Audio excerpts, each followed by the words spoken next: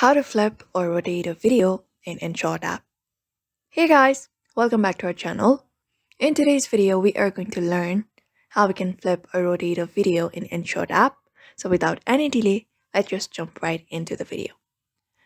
For that, you can go ahead and open up InShot, and once you're on this dashboard, go to the video section.